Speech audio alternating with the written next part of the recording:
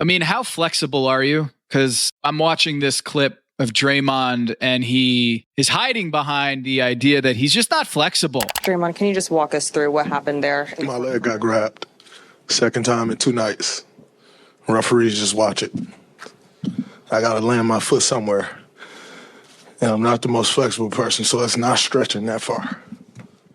So you didn't really see where you were stepping. You just kind of... I can only step so far. I'm pulling my leg away. So it is what it is. As a fellow non-flexible person, I can assure you, it's hard to get out of the way of things. Even now, like if I want to get up from my seat while I'm recording this podcast, you got to kick the chair. I can't generate enough range of motion from my legs to get me from seated to standing position without a good stomp in the ground, you know? It's natural. It's the only way to do it. I think I've watched the film 1,000 times.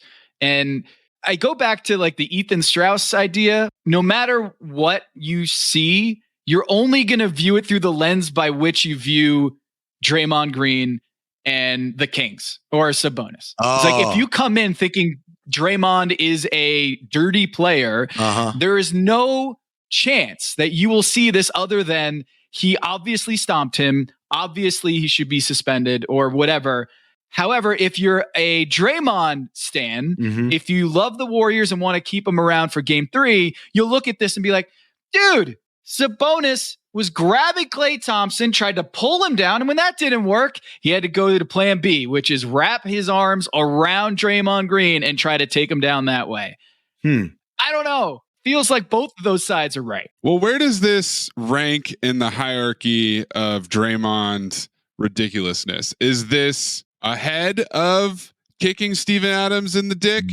Is this ahead of the LeBron James situation in the 2016 finals? The finals is always going to be the number 1 seed. Yeah. Even if he does it again in the finals, it will never be as bad as doing it when you're up 3-1 as a 73-win team. Oh, I'm not talking about the circumstances. I'm talking about the actual action itself. Oh, like the severity? That's still number 1 because he kind of, he karate kidded that shit. I think the Steven Adams dick kick is the worst. And Steven Adams did the exact opposite of Domantas Sabonis. He stood there like a block of granite. Because he's got a dick made out of rock hard steel. That's why. He collapses to the ground, but there's no writhing around. The LeBron one, he glancingly hits it as he's getting up. I don't think that's as bad of contact. And then I'm putting the Sabonis one right in the middle. Right in the middle of the sternum, the chest area, we would say? Yes, exactly. Bullseye. My favorite thing about this whole story is that Draymond asked for an X-ray. According to Mark Spears from Anscape, our guy reporting, a source close to the situation, that Draymond Green asked for an X-ray after the game on his ankle, which is just fantastic. Yeah, I don't believe him. I want to see an X-ray too, because Sabonis definitely put some ham sandwich on it, ham on rye down there. Extra mustard. He was rolling, groaning, and like, dare I say it, Anthony? Ass off for Domantas Sabonis? Ass on for me, man. I'm not buying it. Ass on? I'm not buying it. What? I'm starting to really not like Domantas Sabonis, let me tell you. Yeah, there it is. He's not popular in the Bay. I don't think he's going to get suspended, even though this is Draymond Green and there's a history here. I think the whole fact that he got up on a chair and started taunting the crowd. Yeah. By the way, his ankle looked pretty good there. I'm just going to note his ankle didn't seem to be bothering him getting up on the chair and going WWE, The Rock and Stone Cold style to the audience. But there was one shot, there was a reporter who got the video of it and then like pans over to Adam Silver in the audience. That won't sit well with the league offices. It's one thing to have that incident with Domantas Sabonis. It's another to not leave the court in a timely manner. I think the league is going to give him a nice hefty fine for his conduct leaving the floor. I just don't see that this veers into the territory of suspension worthy. I think they ejected him. He's going to get fined for the ejection. I don't think people realize that is when you do get ejected, you are fined as part of that. That is league policy. And he's going to get fined for failure to leave in a timely manner. That's right. You don't get to do all that when you get ejected. He spent so much time there. I wondered whether he had just gotten one technical foul and Steve Kerr was benching him. Because like, why are you still here? It's the weirdest ejection I've seen since Klay Thompson earlier this year against the Suns, where it's one of my favorite things. He gets into it with Booker, talking shit, and he gets ejected. And he walks all the way down the tunnel and then realizes it's the wrong tunnel because Phoenix has redone its arena and he hasn't played in like 3 years. So then he has to walk out the tunnel and walk the full length of the court to the other tunnel. And as he's doing that, he's talking more shit just the whole time, pointing at his ring finger and all that. The longest, most awkward ejection this year until Draymond Green. It's just what he did last year in Memphis. This has become the playoff routine when he pulled Brandon Clark down. Maybe it didn't help him land softly and then came back. It's perfect. It's showmanship. He's always doing this on the road, man. He's not doing it at home. He's just a klutz. He's got no control over his extremities, you know? It's just a tough thing. When he's boxing out and running up and down the floor and dunking, he has complete control. But in these other instances, he just doesn't. It's a big mystery why this seems to only happen to Draymond. He's a magnet for trouble. It's not his fault. My assignment: uncover why the association inspires more conspiracy theories in volume and salience than any other U.S. sport. You've heard of the Illuminati. The truth is out there, but so are lies. Your eyes can deceive you. Don't trust them. The NBA has always been controlled by about 8 people. Denial is the most predictable of all human responses. If you're only using 10% of your brain, you don't even know that you're using 10% of your brain. The NBA Illuminati. If coincidences are just coincidences, why do they feel so contrived? The Illuminati. But you start to follow the money, and you don't know where the f*** it's going to take you. It is unspoken. They have influence among other players. The NBA Illuminati. I don't have time for your convenient ignorance. Maybe I'm a conspiracist now as well. That's all it took. Oh, we got books, we got schools. You saw a video on YouTube. Why am I eyes, sir? You've never used them before. We are the Basketball Illuminati.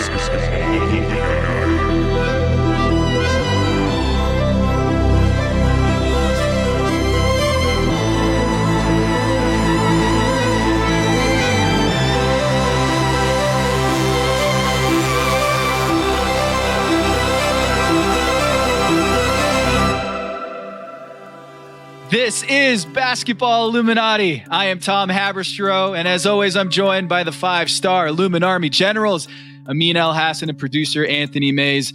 Fellas, we have breaking news. Jaren Jackson Jr., Defensive Player of the Year. Oh. How about that? Is that breaking? Our guy Max broke it, didn't he, last week? Oh, yeah, this is old news. Yeah. Congrats, Jaren Jackson Jr. on winning it, a week ago with our guy Max Crows? That's right. The NBA award tracker guy. He doesn't like to call it. He's just tracking it. We'll call it. Jaren Jackson Jr., congratulations as of a week ago. You know what? I feel like we can call it now. Congratulations, Joel Embiid, on winning the MVP. Not as close as everybody said it was going to be, huh? Look at that. Everyone wants to talk about Spencer Dinwiddie. Not the Kyle Kuzma stuff. Actually, another villain in this story. I did my own research, and I want to talk about it later. What are we calling that segment, Amin? Tom did his own research. Oh. Yes, we're going to talk Spencer Dinwiddie and his secret villain. But first,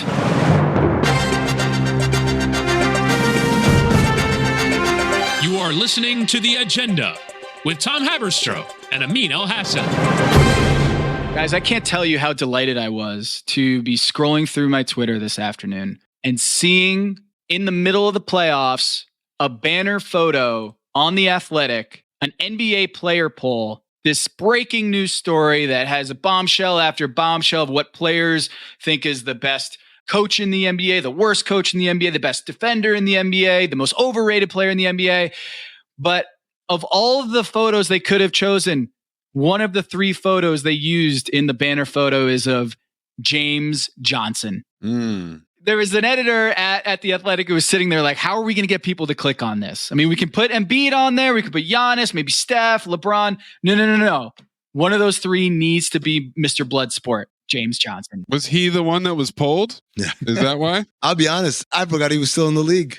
At this point, he could be dead and gone, right? Like he could literally be dead in the ground and still be winning that poll question. So the poll question was, who would you least want to fight in the NBA? And the answer is James Johnson of the Indiana Pacers, in case those who are at home being like, wait, he's still in the league?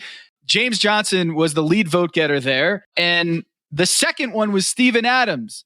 Do you remember a few weeks ago that we almost saw it? We almost saw Steven Adams and James Johnson go at it in a game where I don't think either of them were playing, but they were talking back and forth. And it was like a magnet, you know, when you put the magnet opposite sides and they repel. That's kind of what happened. Is like once James Johnson started talking to Steven Adams, I think they both realized this is not going to happen. We do not need to see this fight. Udonis Haslam still carving out a chunk of that vote as well, 3.3%. So old guys on the bench, that's not who you want to see. Fight to survive! Do we know how he got that nickname Bloodsport? Because he's a black belt? Several times black belt, and comes from a family of black belt martial artists. He had to leave LA and move to Cheyenne, Wyoming. No, it wasn't he. His mom and dad had to move out of LA because his mom was involved in some untoward activities. And so they moved to Wyoming and opened up a dojo there. And every one of his family members, they're all black belts. And legend has it, they had an octagon and they do MMA fights. And one time they had a late cancellation, so they had James sub in, and he literally showed up with Jordans on, walked in and knocked the dude out in like 15 seconds. Tom, what's the greatest James Johnson urban legend you've ever heard? There was one, because we were at college together at Wake, that like the urban legends all about James Johnson and that team. They lost to Norris Cole at Cleveland State in the first round of the NCAA tournament. And there's all sorts of stories about that squad. Ish Smith, Jeff Teague, Al-Farouq Aminu. What's LD Williams? Was that the center? My guy LD, yeah. So that squad should have probably won the whole damn tournament, but they ended up losing to Norris Cole. I remember there's a story about how in shooting in practice, like 2 balls got stuck in the net, and James roundhouse kicked it down. Instead of jumping up and slapping it out, or someone throwing a ball to knock 2 balls that were stuck out, he just roundhouse kicks it, and the whole practice just stops. Maze, think about this. The rim is 10 feet high, right? So the net would be probably like 9. Yeah. He roundhouse kicked 9 feet into the air. Now that is flexibility, folks. Take notes, Draymond. Also, credit to Jared Wade, who nicknamed James Johnson Bloodsport in 2009. Yeah, shouts to the nickname Bloodsport. I think it was Danny Chow who wrote it at Grantland. Yeah, Danny Chow wrote an article in 2014, and he credited Jared Wade. Wow. OG NBA Twitter, Jared Wade. Speaking of Wade, let's wade into the conversation. You like that? I thought you were going to say, speaking of OGs, let's go back to the OG player poll. I like mine better. Yours was better, yeah. D Wade was not named in the GOAT debate among the players. So, all right, The Athletic did a player poll. Over 100 players participated. They gave them a series of questions, and it was anonymous, completely anonymous. They did it 4 years ago because of the pandemic. They took a couple years off, and we're back. NBA playoff action is getting the B block because the A block is the fact that Tracy McGrady was named as a GOAT. Yep. We don't know who the player is. A player named Tracy McGrady as the greatest player of all time. Not Michael, not LeBron, not Kobe, not Wilt, not Kareem, but T-Mac. I love this. Who is this player? I mean, who do you think this player is? Well, Michael Beasley's not in the NBA anymore, so that was my guess. It had to be someone who's a complete space cadet. All right. I love T-Mac. T-Mac's one of my favorite guys, man. Oh, he's best. But come on, man. Like, T-Mac wouldn't vote for T-Mac. That's how bad a vote that is. T-Mac got as many votes as Bill Russell. It's amazing. 7-time All-NBA, 7-time All-Star. Probably had the best scoring stretch in NBA history. Can't take that away from him. I would say maybe if Vince Carter was still a player, you could say Vince was the guy because that's family. By the way, the 2 guys for The Athletic who put this together, Sam Amick, Josh Robbins, both excellent people, excellent reporters, pros. Love them both. But you guys let us down. We got nothing in the way of exposition in the paragraphs below. Not like, and then there was the one guy who just kept saying T-Mac, yo, T-Mac. Like nothing. You just kind of glossed over it. It is the most out of place answer out of every single question asked in this poll. Do you guys think that it's an old player who maybe overlapped with T-Mac, or it's a young player who was raised on T-Mac and that was his favorite player and that's where we're at? Who's the old player? LeBron? Is it UD? Like, think about it. Other than LeBron, who was around for his heyday, for T-Mac's heyday? James Johnson. I mean, Tracy McGrady, we used to do the jump together, and I think he left the TV profession and started to open up his own agency. Isn't that right? Yeah, him and Jermaine O'Neal started an agency. They wanted to be a guiding force for these young, precocious talents to come in the league. As both those guys, obviously, they made the jump from prep to pros. I guess they see a trend in many of the young players. And I think they kind of anticipated what we all anticipated that didn't end up happening, which was that the age rule would go away. And so they'd have a leg up on the competition, say, look, we've been there and done that, having been guys that came straight out of high school and became NBA All-Stars. But yeah, he's an agent now. 7-1 Sports and Entertainment Group. Under the professional representation, one of the clients is an NBA player, Donovan Williams. Okay. Wonder if Donovan is part of this survey. He played 2 games with the Atlanta Hawks. Maybe that's a guy. I don't know. No clue. Well, at the very least, in August of 2015, D'Angelo Russell tweeted, honestly, Tracy McGrady might have been the GOAT.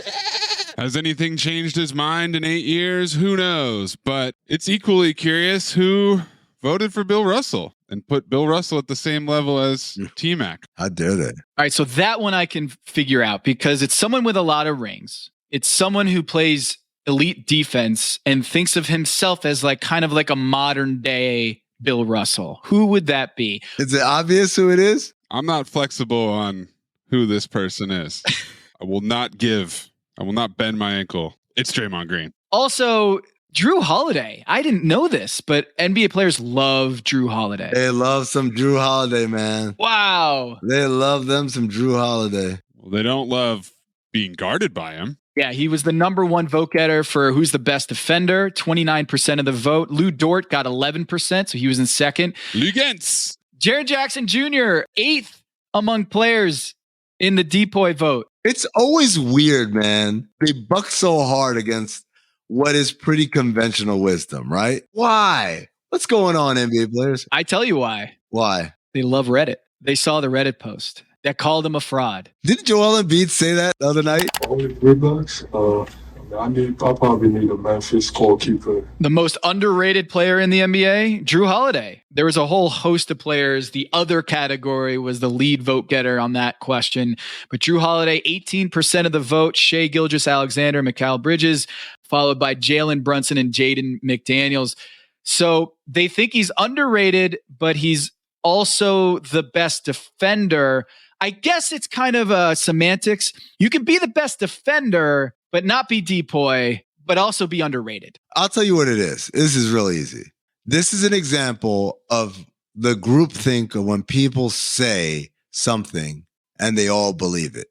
So if you say Drew Holiday is underrated, it's because you heard everybody else repeat the same refrain over and over again until you become internalized with it.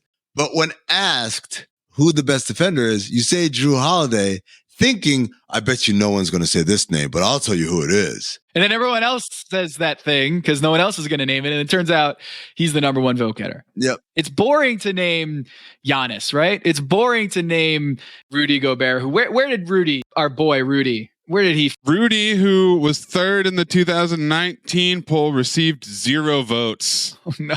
For best defender this year. Everybody hates him. There's no defending him as best defender. Everybody hates Rudy. Rudy Gobert, was he right? The NBA is rigging it for the Kings? They're rigging it against him. Draymond Green got ejected for what? Getting his foot stuck in a bear trap of Sabonis's hands? It's obvious. They're up 2-0 in the series. It's so obvious. It's a conspiracy. Guys, I have another crazy answer. You're building a roster from scratch. Who are you going to sign first? 52% said Giannis, and then Jokic, then Luka Doncic. I can get behind that. Yep. Steph Curry, Joel Embiid, Jason Tatum, and then you get LeBron James. And not like one vote either. LeBron James got a little less than 4%. There were 104 votes. He was 3.8%. Just doing the math there. Probably 4 votes there for LeBron James. Yeah, 4 votes. How? You're starting a roster from scratch? Enough. I don't want to hear about players need to be in front offices. But he's the GOAT. You're starting from scratch. What are they doing here? What if they took T-Mac? Now that's a hell of a lineup. LeBron and T-Mac? Shit. Alperen Şengün. Alpi, got a vote for the player you want to build around from scratch. I love it. Şengün squad, stand up. Think about it. You could fit anybody around Şengün. Talk about flexibility. Have you seen his pregame splits? No. You got to see this. Alperen Şengün, he does the splits stretching out before the game, straight up. Now that's a guy you can build around. Very flexible. Chet Holmgren got a vote. He hasn't even played a game. A second. Can we put Victor Wembanyama here? Might as well. But Luka, if you did this poll a year ago, Luka probably is right there with Giannis. But just with 6.3% of the vote falling off after this season, who could have predicted that? There are no mistakes, no coincidences. Tom, how do you explain Hornets Spectrum Center as the arena with the worst fans in the NBA? Man, LaMelo got hurt. I'm trying to defend my home city here. People forget this had like the longest string of sellouts back in the day in Charlotte. And then George Shinn screwed everything up. So I don't think it's the Charlotte fans that are the worst. I think it's just they haven't had a playoff team the longest drought since, they have the record now. The longest drought in the NBA without making the playoffs. It's that. They do admit that they didn't completely clarify what worst meant. Yeah. And that many people took it to mean, like you're describing, Tom, the attendance. Dead. So it's not necessarily that all Charlotte fans are trash. It's just that they don't show up. They showed up pretty well for this year, though. That's the weird thing. Meanwhile, Boston. That's fascinating. That they are considered the best fans. But where are they? In the worst category? 1, 2, 3, 4, 5th. And that's not because they don't show up. That's because they do show up. They're rude. It's because they do show up. Assholes. Massholes. Warriors Chase Center got a vote. Worst? Yep. They're rich. Well, maybe that's Kyle Lowry. I would probably say it's Kyle Lowry. Well, we should shout out the Kings Golden One Center, which is the number 2 in terms of best fans. And that's been a heavily discussed topic in these playoffs so far. Yeah, you know what? I want to say this has probably been a survey that they issued like a few weeks ago or maybe a month ago, but it really does speak well of the Golden One Center that after 16 years of losing and not making the playoffs, that they're number 2 on this list. So it kind of invalidates the Charlotte Hornets theory because they've basically been terrible for the last 2 decades and they still have one of the best fan bases. You see what he's doing here? I mean, see what he's doing? Mm-hmm. Yeah, it totally invalidates the Charlotte arena. Definitely, Tom. Yeah. There you go. Keep those credentials nice and toasty in the good media section, not the one that's all the way upstairs. Mr. Data, Mr. Research here, poking holes in the player poll. I get it. I'm saying it makes them look worse. The Hornets, they have a better record over the last 16 years than the Kings. I'm saying, I don't know. Scrambling. Yeah. Call a timeout. Speaking of calling a timeout, which coach would players want to play for? Oh, I thought you were going the other way. I'm surprised that so many people said Pop. Yeah. That was interesting because how many free agents have they gotten? Number 1. Number 2, you remember that last Team USA coach? Everybody hated him. They were not happy, man. That's all reputation and not practice at this point. In their explainer underneath, one of the players said, he's a great coach. He's won 5 championships. And guys speak the world of him. I'm like, what guys? What guys have you been talking to? I think it's one of those things where he just has won a lot. So they're like, yeah, that's someone I want to play for. But Mays, that's not the question that intrigues me. No. The question that intrigues me is what coach would you least want to play for? Oh. My guy Tips. That's insane. So what do we think that is? Is his reputation for grueling practices and high workload? Yeah. Laziness rearing its ugly head in the league? I think it's the injuries, it's the minutes played, it's, all the controversy, fair or not, probably not fair to blame like Derrick Rose's injuries over the years on how many minutes he played and the injury in the playoffs. Like, why was he playing at that deficit? Mercy rule, just take him out of the game. That probably has some mileage among players. I just think that there has to be someone, right? They have to vote someone in this category. And I feel like Tom Thibodeau is just the one who has the reputation for going the hardest in practice, and old school coach that grinds players to the bone. But as they point out in this story, none of the Knicks players ranked in the top 16 in minutes per game this season. Softening. I think also it's a little bit of social media. I don't think they actually think this in the same way. I don't think they actually think Jrue Holiday is underrated. I think they think that's what people want to hear. That Steven Silas was number 2 really shocked me. Because this is a dude, countless players have said when he was an assistant coach, that was their favorite person to play for, their favorite coach. So I'm a little incredulous that in like basically 2 years, 3 years, he's developed enough of a reputation that guys don't want to play for him. Hey, Doc, I'm just wondering what you think about finishing 3rd on this list, 7.3%. I finished 4th. There's somebody named other than me, who's 3rd. Sorry, I don't know what to tell you. Thanks. I know it's not Blake's fault. I always stick up for him. So I know he didn't vote for me. Rick Carlisle, more likable than me? Really? Hold on. Rick Carlisle? No, you're just saying my voice is about to be torn into shreds. Can I please stop doing it? No, Amin also has thoughts on Rick Carlisle. That's just Doc. I'm just saying. Rick Carlisle? Really? He's that low on the list? You'd rather play for Rick Carlisle than Steve Silas? Come on, man. Hello, listener. It's Producer Maze here to talk to you about Quince and their cookware. Cooler nights mean cozy meals at home, and Quince's cookware has made fall cooking so much more enjoyable. Their pieces deliver the quality and performance of luxury brands, but at a price that makes sense. And they look gorgeous on the stovetop, too. No matter what item you need to complete your kitchen, Quince has you covered. With 5-ply stainless steel pots and pans, nonstick skillets, chef-quality knives, and even ceramic bakeware, which is perfect for cozy casseroles or Sunday roasts. And when you look at these prices, you might think, how is Quince doing this? How do they deliver high-quality items similar to high-end brands that are half the price? Well, let me tell you, they partner directly with ethical top-tier factories to cut out the middlemen and pass the savings on to you. And it's not just cookware. I got myself some bath sheets. That's right. When you're a tall man, you have to use bath sheets, not bath towels from Quince. It's like drying off with a cloud. It's incredible. Upgrade your kitchen for cozy fall meals with premium cookware from Quince. Go to quince.com/dings for free shipping on your order and 365-day returns. That's QUINCE.com/dings, DINGS, to get free shipping and 365-day returns. Quince.com/dings. Listener, listen up. This is important, okay? I'm going to try to save you some money here. If you're still overpaying for wireless, it's time to say yes to saying no. At Mint Mobile, their favorite word is no. You may think like, oh, that's bad. No contracts, no monthly bills, no overages, no hidden fees, no BS. Here's why I said yes to making the switch and getting premium wireless for $15 a month. You heard that correctly. $15 per month. Ditch overpriced wireless and the jaw-dropping monthly bills. And of course, there are all these hidden fees and stuff, but at Mint Mobile, plans start at $15 per month. All the plans come with high-speed data, unlimited talk and text. You're not doing like weekend and nighttime minutes or anything like that. And it's delivered on the nation's largest 5G network. Use your own phone. Don't have to get a new phone. Use your own phone with any Mint Mobile plan and bring your phone number along with all of your existing contacts.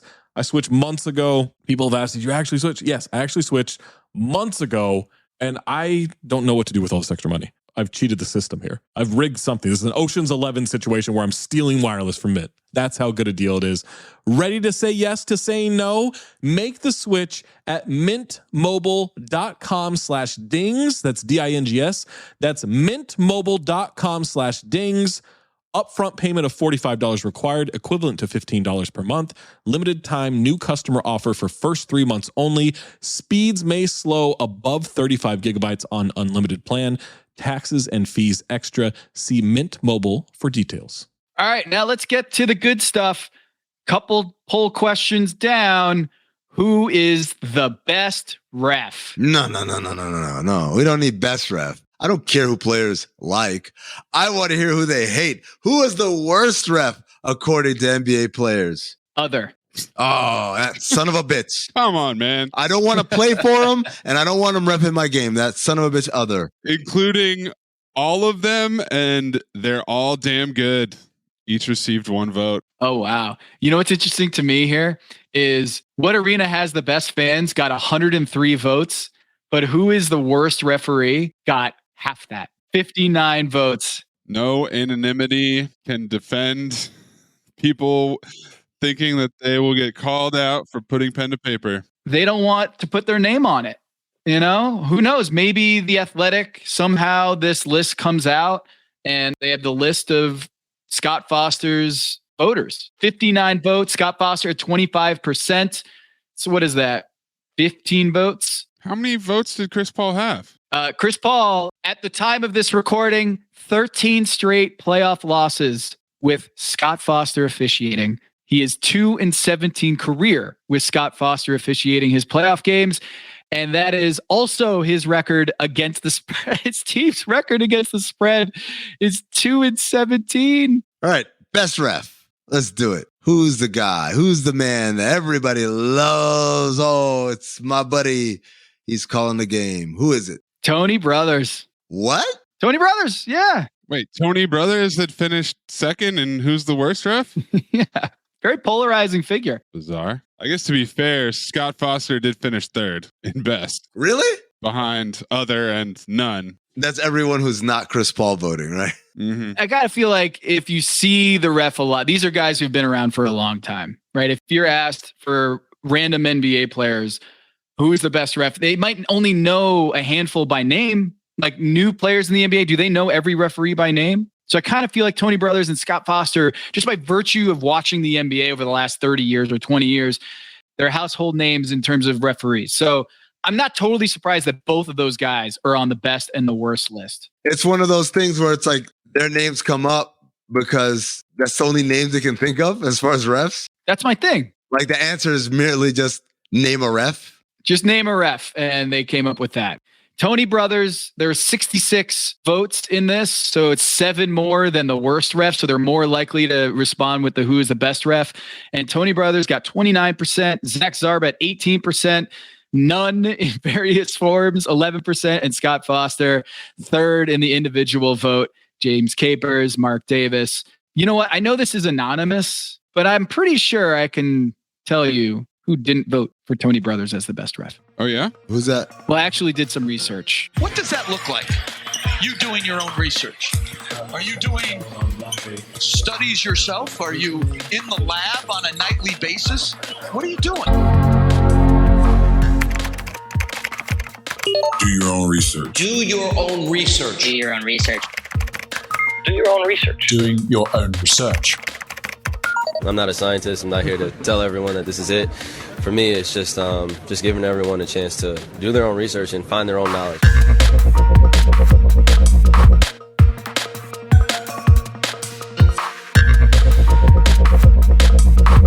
So I got the duster. I'm sorry? Dusting off the segment. We haven't done this in a while. Oh, I thought you were talking about a coat. A coat, like Always Sunny, right? Like Max Duster. That's all I can think of. Just a big leather coat. A sweet leather duster. Is Tom in the Matrix? What's about to happen right now? I'm dusting off this segment. Tom did his own research because there's an interesting part of this poll, the player poll at The Athletic, that I feel like we need to talk about, which is Tony Brothers, who's one of the worst and best referees in the NBA, according to the players. Seems like he's, I don't know, avoiding is the right word, but he hasn't worked a game involving a particular team in the NBA. And I feel like this should be out there in the open. We should probably talk about this. So here's the research. Spencer Dinwiddie has gone over 70 games played since the November 4th incident with Tony Brothers, in which allegedly Tony Brothers called Spencer Dinwiddie, then playing for the Dallas Mavericks, a bitch ass mother. Bamf. I apologize to Tony Brothers for what seemed to keep him irate, which was a clap. I think he thought it was disrespectful. If you watch the games, and I know that's what refs are supposed to do, you see that I clap to like get the attention of my teammates, things of that nature. So it was nothing personal. So as a man, I would like to say I'm sorry first and foremost. And secondarily, I would like to say not only would I like my money back, but I would like to not be called a bitch ass motherfucker to my teammate. So if there is anybody that feels that way about me, not naming any names, they can address me personally, face to face, because no swear words were used in the direction of anybody. Personally, it was like, hey, that wasn't a take foul, or that wasn't a f***ing take foul or something like that. But it wasn't anything that was personal. So NBA, I would definitely like my money back, and I would appreciate no fine at all in this monologue. Thank you. And how many times, Maze, you want to guess that Spencer Dinwiddie has played in a game in which Tony Brothers is officiating since that incident? How many times? 5 times? Tony Brothers is one of the biggest refs in the league, so I'm assuming he covers every team. I'll say 3-4 times. Final answer, 3-4? My final answer is 2 answers, yes. The answer is 0. 0? What? 0 times, Tom. Did my research, and it turns out Spencer Dinwiddie, who got traded in early February from the Dallas Mavericks to the Brooklyn Nets, for the rest of the season after that trade, the Brooklyn Nets did not see Tony Brothers. So after that November 4th incident, Mark Stein reporting that the NBA disciplined Tony Brothers. We don't really hear about this, officials getting disciplined or suspended. So this makes it extra spicy, extra interesting. The fact that for the rest of the season, Tony Brothers worked 56 games and not one of them involved Spencer Dinwiddie's team. Impossible. There's no such thing. It's just impossible. It is, because it happened. It happened. That's a fact. It's the facts. Let me take that back. It's not impossible. What I meant to say, it's improbable. ridiculously improbable. Like, what's the math on that? Well, before we get to that, Tony Brothers, I did some more research, has worked 56 games since that incident, and he has worked every single team except for the one that had Spencer Dinwiddie on it. That can't be random, right? Like, this has to be intentional. Let's go the other way. Since November 4th, let's look at the playoff roster of the NBA referees. 36 NBA referees, the best referees in the NBA. Mm-hmm. How many of those referees did Spencer Dinwiddie see after that November 4 game? 35? 35. Yeah. Jesus. Some of those referees he had seen as many as 6 times, sometimes 5, sometimes 4, sometimes 3. But Tony Brothers is the only one that Spencer Dinwiddie hasn't seen. And it's the only player or the only team that Tony Brothers hasn't seen. So we look at it from one angle, points to Tony Brothers. Look at the other one, points to Spencer Dinwiddie's team. I don't know how often this happens. Remember Murat Kogut a few years ago? Mm-hmm. After the Draymond Green tweet in which he likened Murat Kogut to Tim Donaghy. Mm-hmm. For that next season, the NBA did not put Murat Kogut on a Draymond Green game. He has since and gotten a lot of trouble with Murat Kogut and Draymond. There have been more issues between them. But yeah, I actually wanted to ask someone who does this for a living, an academic who works in probability. You got someone to do the math? I literally got someone to do the math. I did the research, but I'm not a statistician. He's outsourcing. This is Sam Cook. He's a professor of... Sam Cook? Let me guess what he's a professor of. I'm pretty sure he's not a professor of history. I'm sure he doesn't know much about geography. Doesn't know much about science books. He knows nothing about the French he took. But he does know 1 and 1 is 2. And that's the basis of a good statistician. Let's hear what Sam Cook had to say, Tom. He's a statistics professor at Boston University. He got his PhD in statistics, his master's in mathematics. Let's bring him in. Okay, Sam, so help me out here. Given that Tony Brothers has officiated 56 games since the November 4th incident with Spencer Dinwiddie, what is the probability that Tony Brothers would not see a Spencer Dinwiddie team over those 56 games? Like, when a fan says, like, what are the odds? How do you approach that problem as a statistician? Really, the only way I can approach it is totally randomly and say, okay, how would this look if it was completely random? And there's two ways to approach that. So the first is with no qualifiers, no restrictions. We just say, how many games in the NBA were there? And we're going to select 56 of those at random. And then we're going to select 56 games at random that don't have any Spencer Dinwiddie games and see what the probability would be there. And when you do that, it's about 4.5%.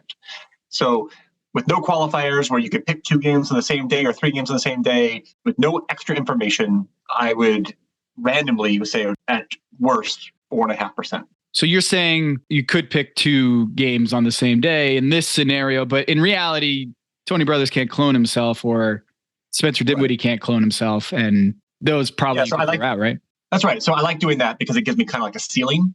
And so then we can get a more precise answer by taking the information we do have. So for example, you said that Brothers officiated 56 games. Well, we know that 39 of those 56 games that he officiated, Spencer Dinwiddie played a game on that day. So there are 39 instances where if he got the schedule a month in advance and said, I'm officiating on this day, when the day came to get the actual assignment of the game, 39 of those 56 times he could have been assigned to Spencer Dinwiddie. And so we could just take a look at just those 39 out of the 56 to say, well, if we just randomly assigned him on those 39 days, what's the likelihood that he would miss Dinwiddie every time? So 0 for 39. Yeah, so go 0 for 39. And that's a pretty straightforward calculation to just, if we're doing it completely randomly, and that comes out to 0.59%. So between 0.5% and 1%. Wow. So it's less than 1%, but not really 1 out of a billion chance. Like things that happen or have the odds of a 0.56% or 0.5% happens once every 200 tries? Yes, so somewhere between once every 100 and once every 200. So that definitely can happen. It's a thing that does happen. It's rare, but not like overly rare. So, I would say rare things happen, and this could be one of those things. Obviously, you're not sitting here and saying that the NBA kept Tony Brothers off of Spencer Dinwiddie's games, but it is pretty low probability that this would happen by pure random chance. Right. Yeah. The only thing I can do is quantify randomness as one of the explanations. And so the explanation for randomness would be under 1%, which is pretty long odds, but odds that do happen. Yeah. So there you have it. Sam Cooke, less than 1% chance that this is completely random. So you're saying there's a chance. Samsonite. It's not 1 in a trillion. It's not 1 in a billion, but it's 1 in 100.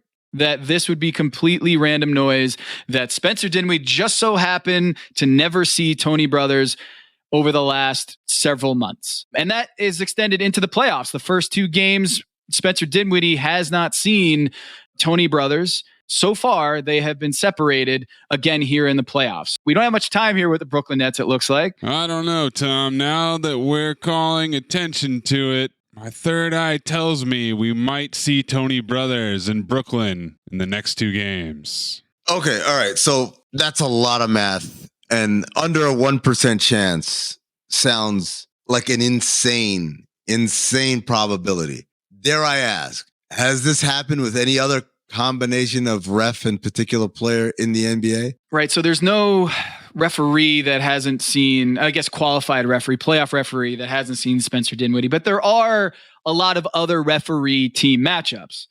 I actually looked at the 41 referees that have worked at least 50 games this season. So Tony Brothers has worked 60 plus games, 56 since November 4th. So we're talking 41 referees who have refereed at least 50 games and 30 teams. That's 1,230 ref team combinations, And of that, there are only 9 unique referees, according to my research, that had a gap as large as Tony Brothers not reffing a Spencer Dinwiddie game. So looking as of April 9th, Tony Brothers hadn't seen Spencer Dinwiddie in about 156 days. So I looked at all the referee combinations as large as 156 days since the last time they saw a team.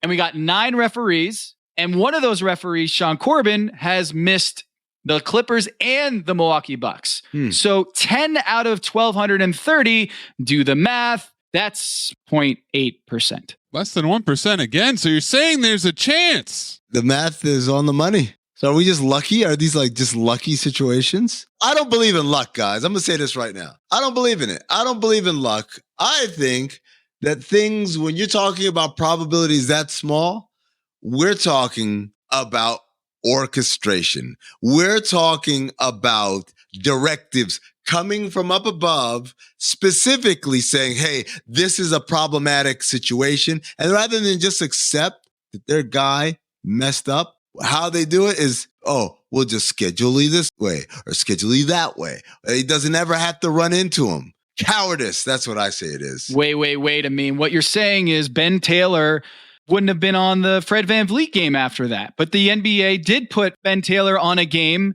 after Fred VanVleet said, you are f***ing terrible. The NBA put Ben Taylor on that game right after that. So what about that? Well, this is what I'll say to you. Did the NBA discipline Ben Taylor in any way? He got downgraded. Whoa. We're not doing this again. No. He was just working as a ref too. He wasn't demoted or anything, okay? Not demoted, just happened to be working as a ref two behind a more established crew chief after the Fred VanVleet rant. But no. Ben Taylor was not disciplined by the NBA. No. Interesting. But Tom, isn't this a little different because in this case, the F bombing or the MF bombing is going from ref to player as opposed to player to ref? Well, yeah, and it wasn't a suspension, I should say. A source close to the situation has informed me that it wasn't a suspension, what we saw with Tony Brothers. It was just discipline. He missed a game assignment. Missed a game assignment? What the hell does that mean? Was he fined? Did he miss like a day's worth of pay for the work missed? No, he was paid. He just had a few extra days between games. So he got a vacation.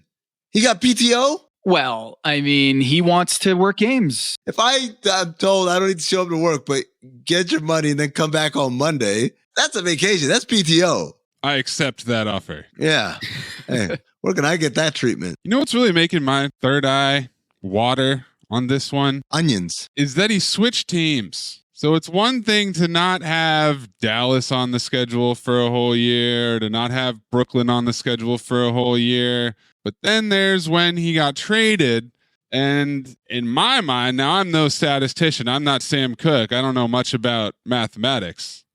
But seems unlikely that he would miss both teams for that specific amount of time. Well, Mays, I should say, March 20th, Tony Brothers did work a Dallas game. Wow. Huh. Interesting. How about that? Oh, let's cover our tracks, everybody. We'll assign him a game with the team after Spencer's gone. Yeah. Huh.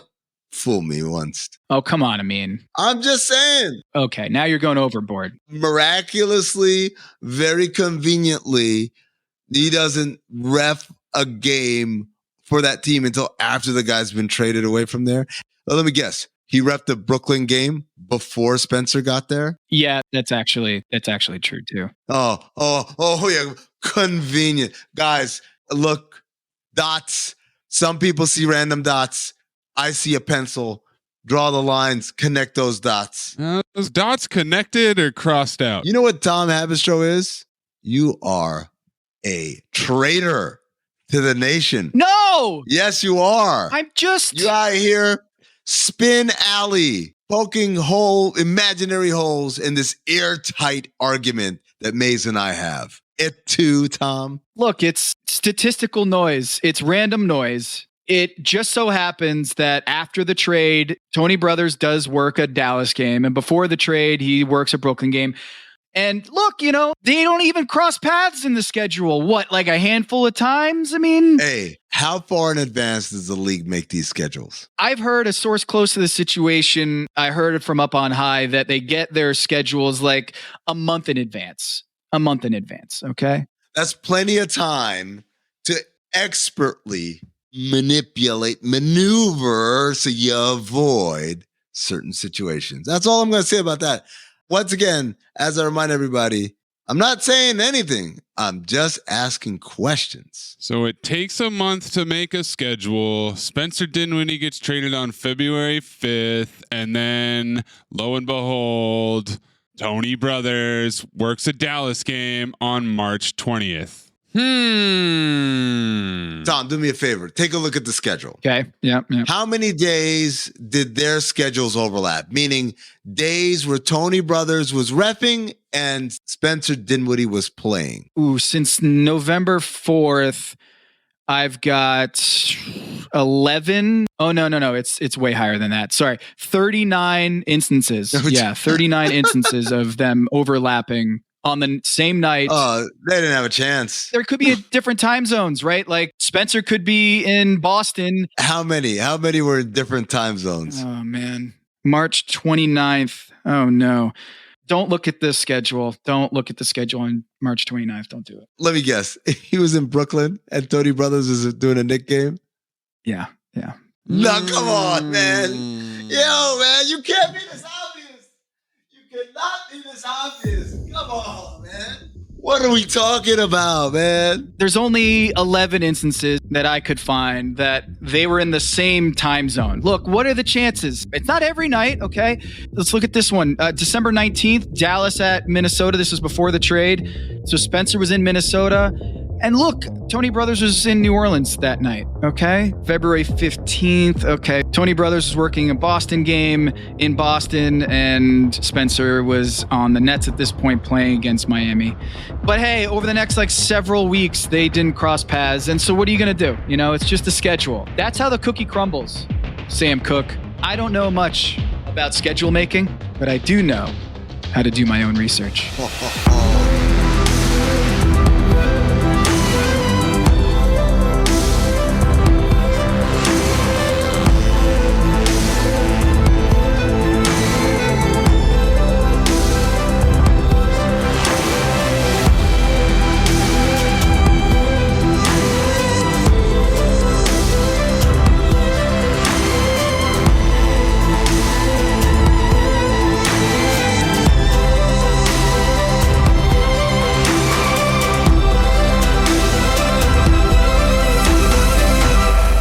Don't know much about scheduling. Don't know much about referees. Don't know much about Dinwiddie. But I do know about Statistical Noise, okay? What a wonderful league it would be. The agenda against the Heat. Mays, Amin, the NBA doesn't want the Heat to win. They don't want it. What do you mean? They got Kyle Lowry on their team. They got Kevin Love on their team. Then all of a sudden, we're talking about banning the charge, getting rid of the charge. How convenient. They get two of the best charge takers in the NBA on their squad, including Udonis Haslem, who might be the best charge taker of all time. The GOAT. The Tracy McGrady's of charge making. Yeah, was that in the player poll? Who takes the best charges? Udonis Haslem. But all of a sudden, Mays, the NBA becomes a huge story. Oh, John Morant gets hurt, right? Oh, big deal. Oh, Giannis Antetokounmpo gets hurt. Oh, remember in 2019, Stephen Curry broke his hand when Aaron Baines slid over and took a charge?